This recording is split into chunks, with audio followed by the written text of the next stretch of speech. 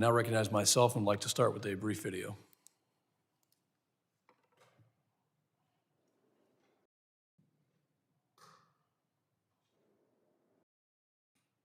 This could have been handled, this actually could have been handled better in any way. No mistakes?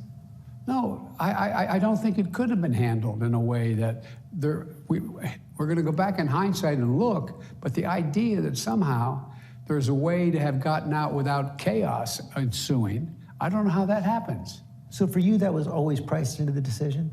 Yes. For all this talk of chaos, I just didn't see it, not from my perch. Do you have regrets about their withdrawal or how the withdrawal occurred from Afghanistan that cost the lives of 13 of our service members? I don't have any regrets. Has anyone been held accountable for what happened in Afghanistan? To my knowledge, no.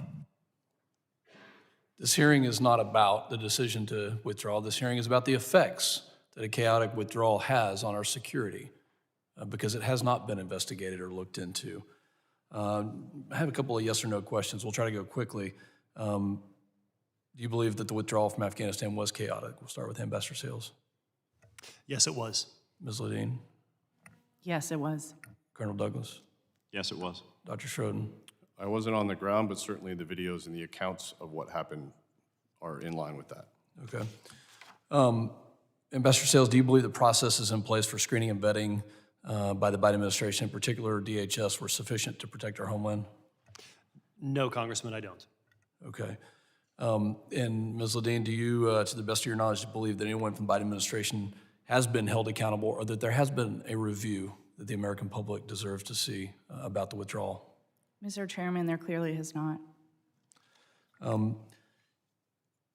At the strategic level, over $7 billion worth of equipment that is still good, that is still useful, that our allies, in addition to us, helped provide in the fight against Afghanistan due to an Article 5 of NATO being triggered.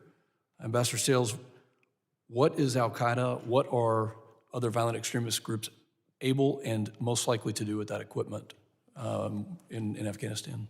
Well, Mr. Chairman, the fear is that they'll turn it against us and our allies and use the equipment that we provided to the Afghan government to wage war against the United States and our partners. Keep in mind, al-Qaeda is still using AK-47s from the Soviet era.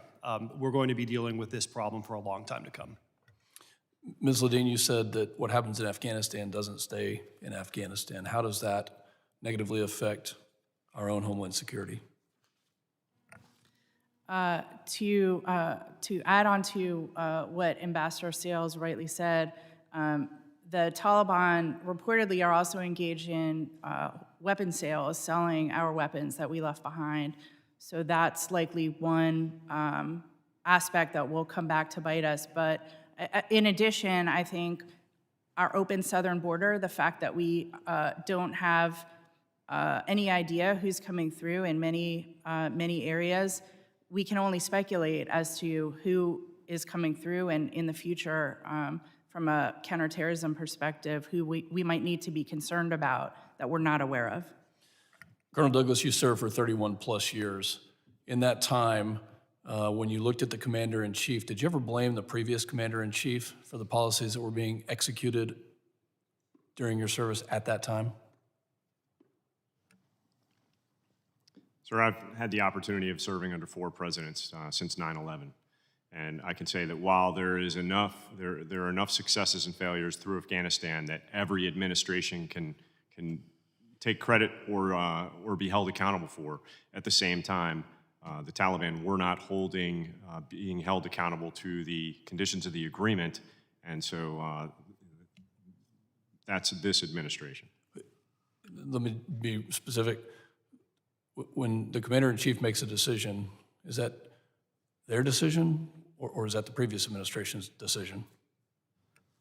So when the commander-in-chief makes a decision, that's his decision. Okay. You can't base that on anybody else, but your accountability is at the top. Dr. Schroden, from your perspective, what type of analysis should be done right now? And where should we be focused? What keeps you up at night? What threat keeps you up at night right now?